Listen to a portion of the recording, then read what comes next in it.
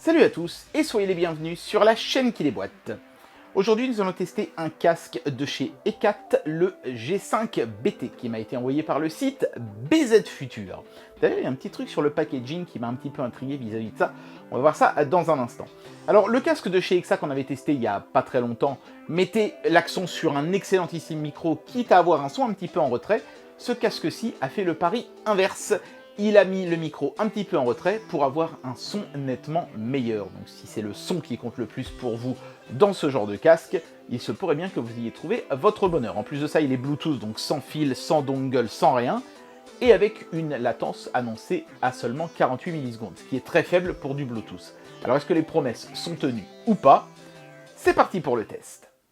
Et c'est parti pour le déboîtage. Dans les règles de ce G5 BT de chez Ecat, apparemment le casque fait partie d'une gamme qui s'appelle Edifier et qui est donc la gamme de casques gamer avec micro, si j'ai bien compris. Et donc distribué par BZ Future qui a accolé son logo. Vous voyez, c'est une sérigraphie en relief, c'est assez impressionnant, c'est la première fois que je vois ça sur un emballage. Est-ce qu'ils ont un contrat d'exclusivité pour distribuer ce casque? Les connaissants chez BZ Future, ça ne serait pas impossible. Le casque annonce du IRS audio et il y a un petit éclairage RGB. Le Bluetooth est avec une latence très faible de 45 millisecondes. Je crois que vous avez dit 48 dans l'intro. Et ben, vous voyez, c'est encore plus faible à 45. Donc c'est vraiment pas mal pour du Bluetooth. Ils annoncent aussi plein d'appareils compatibles, PlayStation, iPhone, Switch, etc., etc. En fait, n'importe quel appareil qui est compatible Bluetooth audio, hein, tout simplement. Hein. Allez, on va procéder au déboîtage. Apparemment, c'est une boîte dans une boîte. C'est ça. Donc, on va déboîter la boîte dans la boîte. Ok. Bon, en tout cas, c'est emballé dans beaucoup de plastique. Il y a une grosse cale plastique et plein de petits sachets plastiques. Regardez d'abord les petits éléments ici. Donc ici, nous avons quoi? Nous avons un câble jack TRRS aux deux extrémités et un câble USB type C vers USB type A. Très bien. Type A, hein, c'est les prises classiques. Hein. Les petites docks qui sont multilangues. Voilà. C'est tout. Le casque en lui-même. Et a priori, c'est tout. Ah oui, encore un petit silica gel. Ne les mangez pas, c'est marqué dessus. Même si, bon, ça a l'air délicieux. Hein. Le casque en lui-même a l'air d'en jeter un max. Hein. Je n'ai pas encore pu voir grand-chose à travers le sachet plastique, mais il y a une partie qui a l'air d'être avec un effet miroir qui est assez classe. Je dois bien le reconnaître. Voilà. Je sais pas pourquoi il faut toujours qu'ils nous mettent ces immenses préservatifs autour de ces casques-là. Certainement pour pas qu'ils s'esquintent pendant le transport, mais il n'y a pas un truc qui serait moins pénible à enlever, je ne sais pas.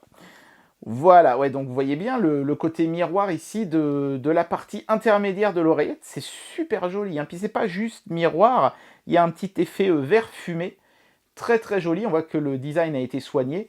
Même sur les oreillettes en elles-mêmes, hein, on voit qu'il va y avoir un éclairage RGB ici, mais aussi un petit côté translucide là, ça donne un petit côté, vous savez, vous avez vu, est-ce que quelqu'un a vu le film Tron? Bah, c'est pareil, voilà. Mais si vous ne l'avez pas vu, allez le voir. Hein.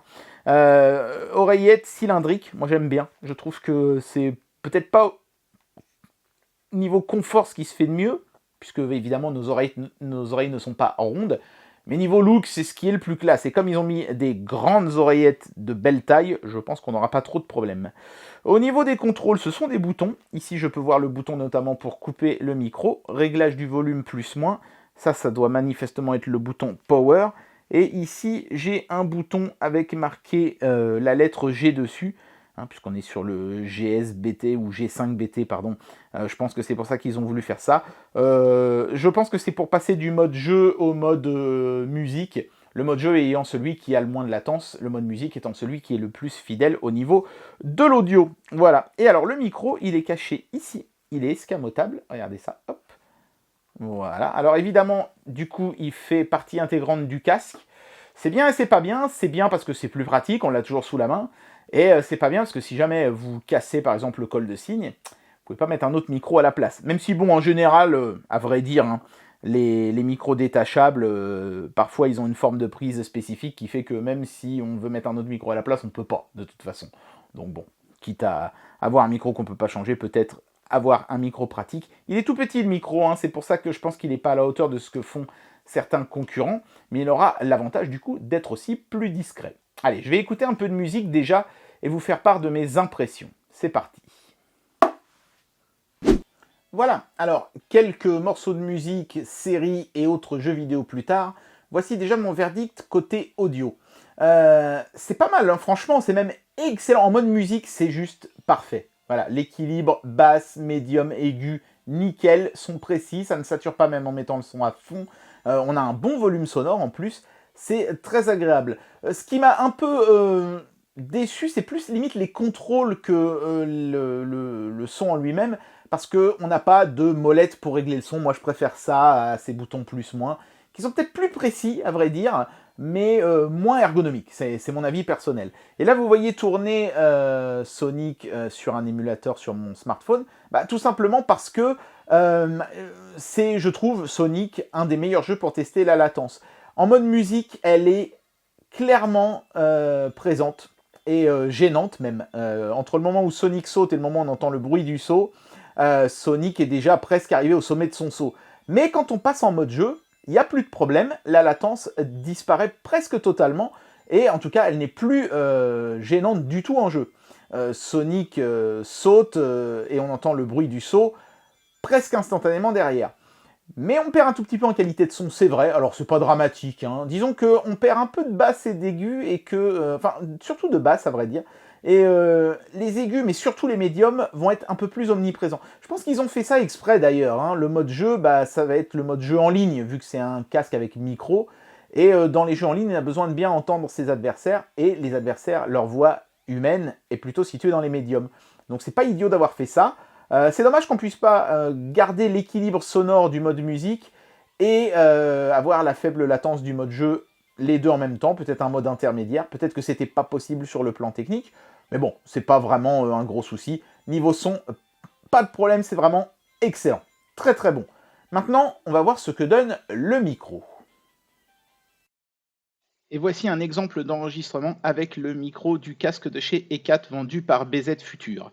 C'est pas mal, d'autant plus que je suis dans mon environnement gamer avec donc un ordinateur qui fait du souffle juste à côté de moi. On n'entend pas trop les bruits ambiants, par contre je trouve que le son du micro est quand même un petit peu moins bon, par exemple, que ce que j'avais sur les précédents casques de chez EXA. Ça reste quand même pas mal, mais j'ai déjà vu mieux dans cette gamme de prix. Eh bien voilà, j'en arrive à la conclusion de cette vidéo et je vais vous donner mon avis sur ce casque. Franchement, j'ai été très agréablement surpris par la qualité du son. Ça m'étonne pas que ce casque ait une certification HD audio. C'est très propre, c'est très bien équilibré. À ce niveau-là, c'est vraiment nickel. Mais attention, sous réserve d'être en mode musique, parce que quand vous passez en mode jeu, l'équilibre est un peu rompu par une omniprésence des médiums qui, à mon avis, est voulue et qui plaira, je pense, aux amateurs de jeux en ligne contre des adversaires humains. Mais voilà, sachez que en mode game, la latence est beaucoup plus faible, mais la qualité du son est un petit peu altérée par ce déséquilibre à cause des médiums. Pas dramatique, mais il faut le savoir quand même.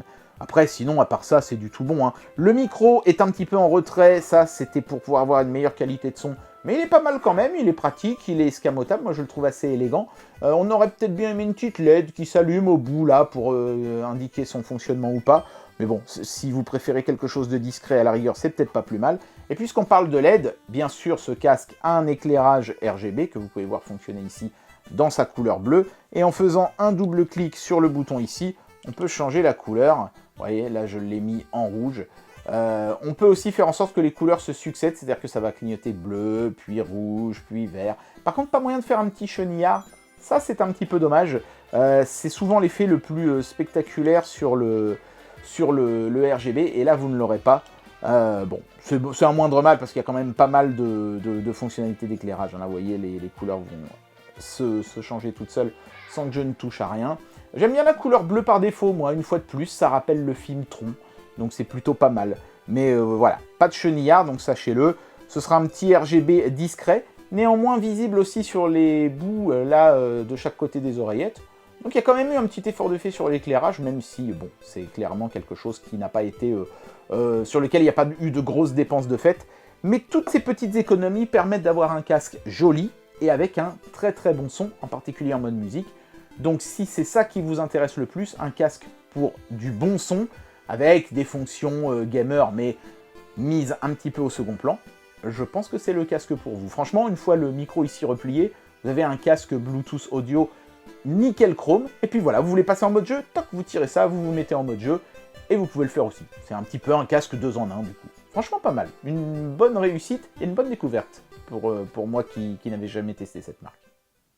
Et bien voilà, c'était le test de ce G5 BT de chez ECAT. C'est un bon casque, et c'est vrai que c'est la première fois que j'ai aussi peu de latence sur un casque Bluetooth avec micro comme ça. Le micro était un peu en retrait comme le constructeur l'avait prévu, mais le son était vraiment à la hauteur, et donc les promesses ont été toutes tenues. Ça fait vraiment plaisir de voir ce genre de produit comme ça.